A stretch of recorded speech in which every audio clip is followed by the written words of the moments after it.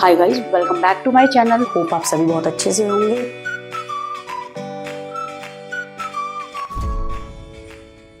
Hi students, a very warm welcome to my channel. Hope आप सभी बहुत अच्छे से होंगे।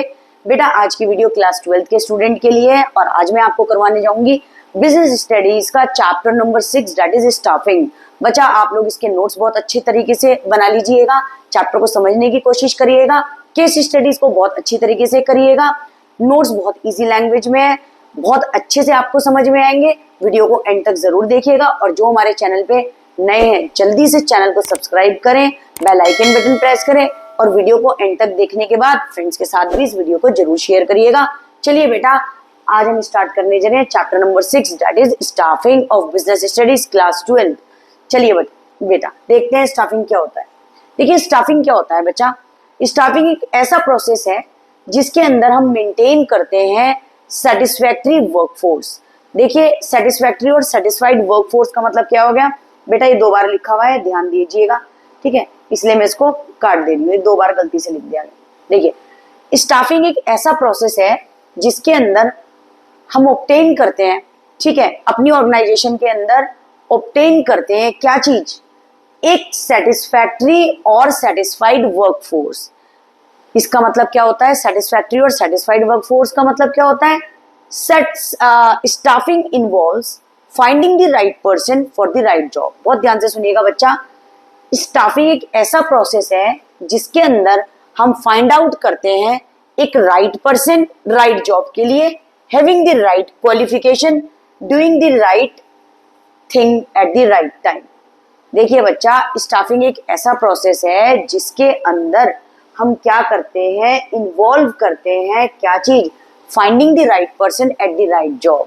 एक सही पर्सन को सही जॉब पे जब आप ऑर्गेनाइजेशन के अंदर काम करवाएंगे तब आपका ऑर्गेनाइजेशनल गोल एफिशिएंटली और इफेक्टिवली अचीव होगा। फॉर एग्जाम्पल, मैं आपको एक एग्जाम्पल देती हूँ स्टाफिंग से रिलेटेड ही। सपोज करिए जॉब वैकेंसीज आई हैं और मैनेजर की पोस्ट खाली है।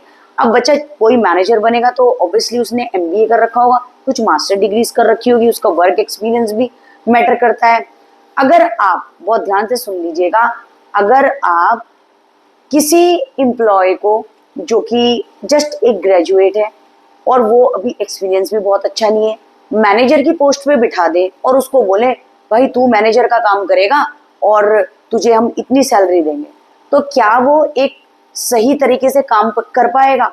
जिसको नॉलेज नहीं है, जिसकी स्किल्स अच्छी नहीं है, जिसके पास एक्सपीरियंस नहीं है, जिसके पास क्वालिफिकेशन नहीं है, या रादर देन हम उस एक पर्सन को उस जॉब पर रखें जो कि मास्टर्स हो, एक्सपीरियंस बहुत अच्छा हो, काम बहुत अच्छे से करता हो, नॉलेज स्किल्स बहुत अच्छी हो, इससे हमारे गोल्स अचीव होंगे। तो ये बात बोल रहे हैं, अगर आप राइट पर्सन को राइट जॉब पर रखेंगे तो आपका गोल बहुत अच्छा अचीव होगा, एफिशिएंटली अचीव होगा और हमारी ऑर्गेनाइजेशन के अंदर प्रॉफिट भी होगा। तो स्टाफिंग एक ऐसा प्रोसेस है जिसके अंदर हम क्या करते हैं, पर्सन को, एक राइट पर्सन को राइट जॉब पर रखेंगे ताकि क्या चीज होगा, ऑर्गेनाइजेशन गोल एफिशिएंटली और इफेक्टिवली अचीव हो पाए। आई थिंक आपको बहुत अच्छे से समझ आ गया होगा।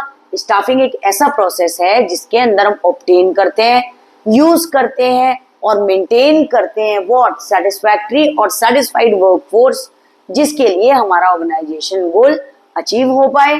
तो इसलिए स्टाफिंग एक ऐसा प्रोसेस है जिसके अंदर हम प्लेस करते हैं right person at the right job. चलिए आगे, नेक्स्ट है हमारा needs and importance of staffing. अब बच्चा, needs and importance of staffing के अंदर देखिए हम क्या पढ़ते हैं, क्या चीज होता है। नीड्स एंड इंपॉर्टेंस जो हम पढ़ेंगे उसका पहला पॉइंट क्या चीज है, चाहे तो आप शॉर्ट फॉर्म में लिख सकते हैं और नहीं तो क्या चीज, just have 1 capsule daily. Needs और इंपॉर्टेंस में JHOCD,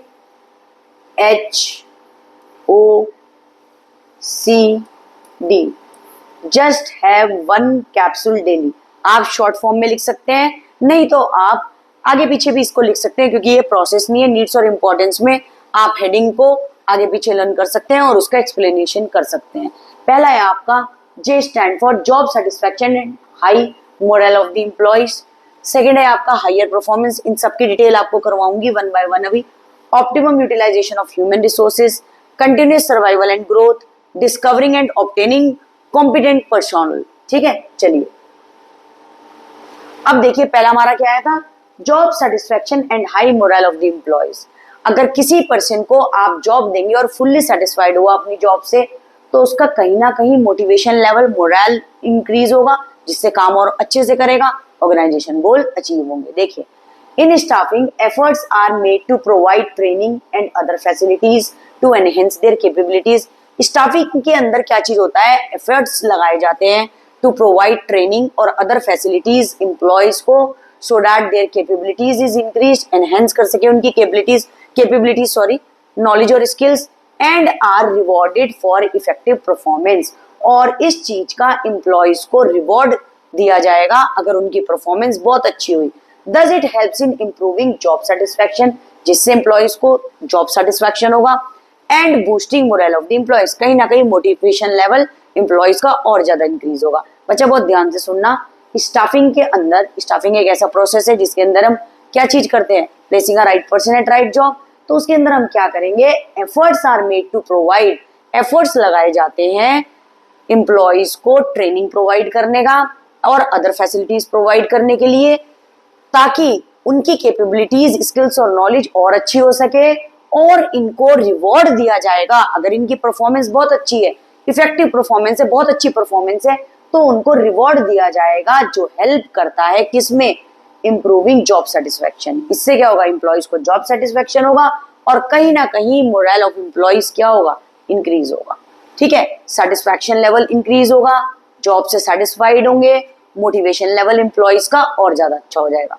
चलिए सेकंड पॉइंट, सेकंड है हायर परफॉर्मेंस। अब एच क्या था, higher performance by placing a right person और द राइट जॉब। मैंने जैसे कि बताया है, एक एमबीए पर्सन है और आपने उसको मैनेजर की पोस्ट दिया, एक्सपीरियंस भी बहुत अच्छा है, नॉलेज भी बहुत अच्छा है। जब आप प्लेस करोगे एक राइट पर्सन को राइट जॉब पे, स्टाफिंग क्या इंश्योर करता है, श्योरिटी प्रोवाइड करता है, better performance as well as better productivity. Performance बहुत अच्छा होगा तो प्रोडक्शन लेवल ऑटोमेटिकली अच्छा होगा। प्रोडक्टिविटी क्या होगा, लार्ज अमाउंट में, लार्ज क्वांटिटी में गुड्स एंड सर्विसेज प्रोड्यूस होंगे। चलिए आगे देखते हैं। नेक्स्ट है आपका optimum utilisation of the human resources. Optimum मतलब प्रॉपर, यूटिलाइजेशन का मतलब यूज, ह्यूमन रिसोर्स का मतलब क्या चीज होता है, employees, machines and raw material, जिनकी हेल्प से आप प्रोड्यूस करोगे क्या, गुड्स एंड सर्विसेज। इसमें से कोई भी एब्सेंट होगा, इसमें कोई भी गायब होगा तो आप ऑर्गेनाइजेशन गोल अचीव नहीं कर पाएंगे। तो staffing process facilitates what, proper utilisation, optimum use of, avoiding over manning and prevents delays of work. अब स्टाफिंग एक ऐसा प्रोसेस है, हम राइट पर्सन को राइट जॉब पे लगा देंगे, तो इसके लिए हम अवॉइड करेंगे कि ज्यादा से ज्यादा पर्सन एक्स्ट्रा हमारी ऑर्गेनाइजेशन के अंदर ना हो, ताकि डुप्लीकेशन ऑफ वर्क ना हो, कंफ्यूजन क्रिएट ना हो, और प्रिवेंट करेगा डिलेज ऑफ वर्क, काम में देरी नहीं होगी। जब हर पर्सन को पता होगा किसके अंडर काम करना है, कहाँ काम करना है, क्या जॉब है, तो इससे क्या होगा, डिले भी नहीं होगा काम में। Due to shortage of staff, personnel का मतलब होता है स्टाफ, ठीक है, दस अवॉइडिंग हायर लेबर कॉस्ट, इससे क्या होगा, हायर लेबर कॉस्ट अवॉइड करी जाएगी। बेटा देखिए, स्टाफिंग प्रोसेस के अंदर क्या चीज होता है, placing a right person at the right job होता है। तो इसके अंदर हमें पता होगा कि ऑप्टिमम यूटिलाइजेशन हम ह्यूमन रिसोर्स का कैसे करें, हमें पता होगा हमें कितने स्टाफ की जरूरत है अपनी ऑर्गेनाइजेशन के अंदर, ठीक है। तो जिससे क्या होगा, ना तो ओवर स्टाफ होगा ना अंडर स्टाफ होगा, हमें पता होगा हमें कितने स्टाफ की जरूरत है, जिसके कारण काम में देरी नहीं होगी। किस वजह से, due to shortage of staff, thus avoiding high labour cost. क्योंकि अगर हम ऑर्गेनाइजेशन के अंदर अगर हमारे लेबर कम पड़ गए और हम उनको तुरंत बुलाएंगे तो क्या होगा, हमारी कॉस्ट ऑफ लेबर ज्यादा से ज्यादा बढ़ेगी। तो इसलिए हम पहले ही स्टाफिंग के अंदर क्या करके रखते हैं, हमें कितने ह्यूमन रिसोर्स की जरूरत है, मशीन्स, रॉ मटेरियल, इन सबको हम पहले से ही प्रिपेयर करके रखते हैं। तो थर्ड पॉइंट क्या है आपका, optimum utilisation of human resources. Next पे आ जाइए। नेक्स्ट है कंटिन्यूस सर्वाइवल एंड ग्रोथ। देखिए कंटिन्यूस सर्वाइवल एंड ग्रोथ में क्या होगा, an organisation grow with the efforts of its employees. Organisation हमेशा ग्रो करेगी किसके एफर्ट से, एम्प्लॉयज के। बाय अपॉइंटिंग, कॉम्पिटेंट होता है इंटेलिजेंट, जो काम बहुत अच्छे से करें। By appointing intelligent and efficient employees. अब क्या होगा, अपॉइंट करेंगे इंटेलिजेंट और एफिशिएंट एम्प्लॉयज, स्टाफिंग इंश्योर्स इससे स्टाफिंग क्या बताएगा, continuous survival and growth of the organisation. An organisation grow with the efforts of its employees, organisation grow करती है एफर्ट्स किसके, एम्प्लॉयज के। बाय अपॉइंटिंग कॉम्पिटेंट और एफिशिएंट एम्प्लॉयज, जब आप अपॉइंट करते हो एक इंटेलिजेंट और अच्छे एम्प्लॉयज तो स्टाफिंग इंश्योर क्या करती है, continuous survival and growth of the organisation. Staffing क्या इंश्योर करती है कि वो कंटिन्यूस लेवल पर सर्वाइव करेगी और ग्रोथ ऑफ द ऑर्गेनाइजेशन ज्यादा से ज्यादा बढ़ेगी आगे। चलिए आगे देखते हैं। नेक्स्ट है आपका discovering and obtaining competent personnel, personnel का मतलब staff, competent intelligent. Staffing not only helps in finding right man for the right job but also help in retaining them for future. अब बच्चा ध्यान से सुनिए, स्टाफिंग सिर्फ हेल्प नहीं करती कि फाइंड आउट करे right person for the right job, but ये हेल्प करती है किस चीज के लिए, कि हम फ्यूचर के लिए उनको प्रिपेयर कराएं ताकि ऑर्गेनाइजेशन गोल एफिशिएंटली और इफेक्टिवली हम अचीव कर पाए। चलिए आगे देखते हैं। नेक्स्ट है केस स्टडी। अब बच्चा केस स्टडी पे आ गए, ध्यान से देखिएगा। Ali Mohammed the CEO of the super LTD, बहुत ध्यान से देखिए। Ali Mohammed the CEO of super limited believes that human resources is the most important asset। Mohammed Ali का ये कहना था, जो कि सीईओ थे, ठीक है, chief executive officer of super limited, believes that human resources सबसे important asset of the firm है। समझ रहे हो, ह्यूमन रिसोर्सेज मैंने आपको बता दिया, स्टाफ सबसे इंपॉर्टेंट है किसी भी फर्म के लिए। He believes that no organization can be successful unless it can fill and keep filled the various position provided for in the structure. अब बेटा बहुत ध्यान से देखिएगा, उन्होंने कहा है ही बिलीव्स, ये बिलीव करते थे ऑर्गेनाइजेशन कैन बी सक्सेसफुल। ये कह रहे हैं no organisation can be successful, कोई भी ऑर्गेनाइजेशन सक्सेसफुल नहीं होगी अगर unless it can fill and keep filled the various position, जो आपकी ऑर्गेनाइजेशन के अंदर होगी, किससे, with the right kind of people, जो उस जॉब पे हकदार हैं कि वो उस जॉब पोजीशन पे बैठे और काम करें ताकि ऑर्गेनाइजेशन गोल अचीव हो।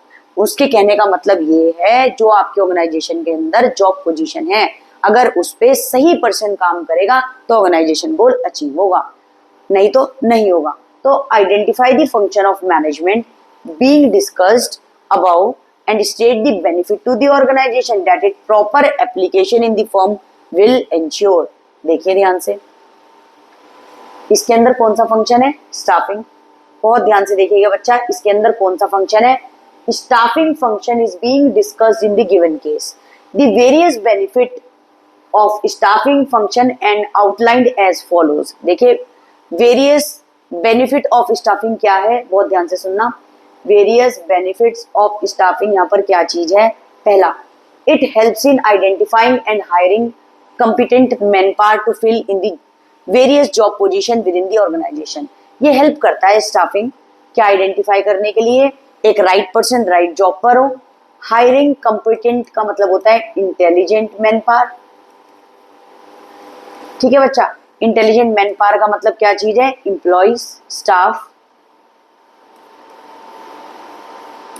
To fill in the various job position within the organisation. ये आइडेंटिफाई करेगा right person at the right job, higher करेगा इंटेलिजेंट पर्सन, ठीक है, जो स्टाफ की फॉर्म में होगा कि वो वेरियस जॉब पोजीशन जो ऑर्गेनाइजेशन के अंदर है वो फिल करे। Second, it deals to higher productivity. ये क्या डील करेंगे, ये क्या करेंगे, it leads to higher productivity. जब वो प्लेस कर देंगे, क्या करेंगे बेटा, जब वो प्लेस करेंगे right person on the right job, that is assigning task to people in accordance to their individual potential. उनके पोटेंशियल के अकॉर्डिंगली उनको टास्क अलॉट कर देंगे ताकि ऑर्गेनाइजेशन गोल अच्छे से अचीव हो पाए। थर्ड पे आइए, it ensure perpetual existence of the organisation and also foster its growth through continuous man power planning.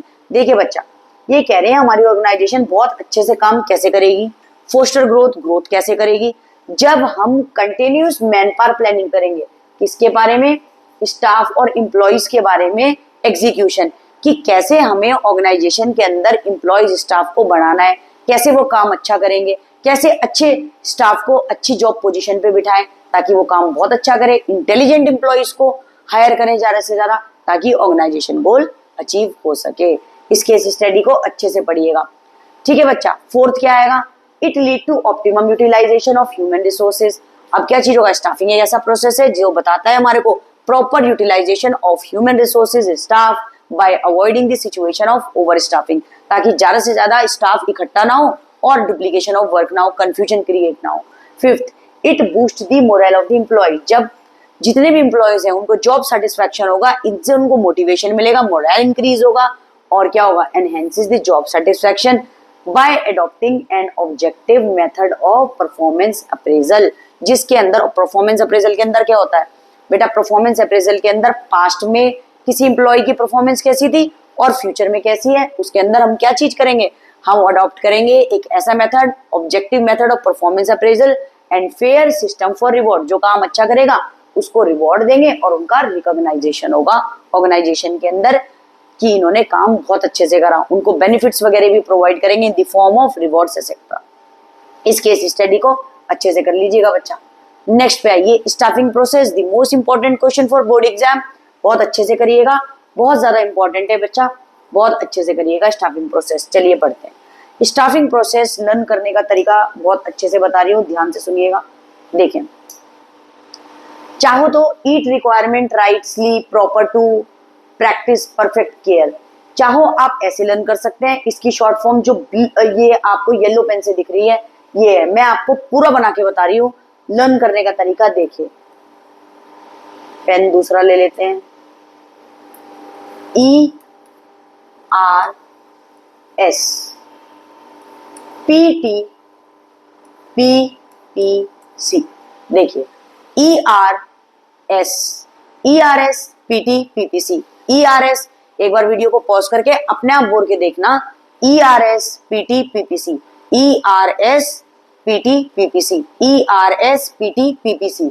ठीक है, अब PPC ये 11th वाला नहीं है, प्रोडक्शन पॉसिबिलिटी कर्व, ठीक है, ये कुछ और है, ये मैं बताऊंगी आपको क्या है। ERS PT PPC। E क्या है, E stand for estimating the man power requirement, R stand for recruitment, S stand for selection. एक बार वीडियो को पॉज करके खुद बोल के देखना, E stand for estimating man power requirement, R stand for recruitment, S stand for selection. भाई हमारे को अब ये 3 हो गए। अब आइए फोर्थ स्टेप पे, P stand for placement and orientation, T stand for training and development. बहुत अच्छे से कर लेंगे, मैं अभी डिटेल में सारा कराऊंगी। अब इस 5 को दोबारा बोल के देखिएगा, estimating the man power, R stand for recruitment, S stand for selection, P stand for placement and orientation, T stand for training and development. अब आ जाइए, हमारे 5 हो गए। अब लास्ट PPC। अब मैम PPC क्या है, P stand for performance appraisal, P stand for promotion and career planning, C stand for compensation. P stand for performance appraisal, P stand for promotion and career planning, C stand for compensation. तो पूरा मिला के क्या आ गया, estimating the man power planning, R stand for recruitment, S stand for selection, P stand for placement and orientation, T stand for training and development, फिर next P stand for performance appraisal, फिर next P stand for promotion and career planning, C stand for compensation. चले आगे देखिए, detail पढ़ेंगे। अब पहला है आपका estimating the man power requirement. अब estimating the man power requirement ये हम पढ़ेंगे नेक्स्ट वीडियो में। टिल देन अभी आपको छोटा सा मैंने इंट्रोडक्शन बताया है, ठीक है बच्चा। नेक्स्ट वीडियो में इसका एक्सप्लेनेशन कराऊंगी क्योंकि इसका एक्सप्लेनेशन ज्यादा बड़ा होगा, ठीक है, तो फिर आपको ज्यादा टाइम लग जाएगा वीडियो को देखने में। छोटी सी वीडियो है, इसको अच्छे से देखना, फ्रेंड्स के साथ शेयर करना, जल्दी से समझ लेना, नीड्स एंड इंपॉर्टेंस और स्टाफिंग कराया हुआ है। अब नेक्स्ट वीडियो के अंदर सारे पार्ट आपको एक्सप्लेन करूंगी। टिल देन स्टाफिंग के प्रोसेस को आपको क्या चीज करना है, स्टाफिंग के प्रोसेस को एक बार रीड आउट करना, स्टेप वाइज बोल के खुद देखना, और नेक्स्ट वीडियो में पूरा का पूरा आपको एक्सप्लेन करूंगी। Till then thank you so much, video को देखते रहना और हमारे साथ बने रहना, सेकंड पार्ट जल्दी आएगा। Thank you so much.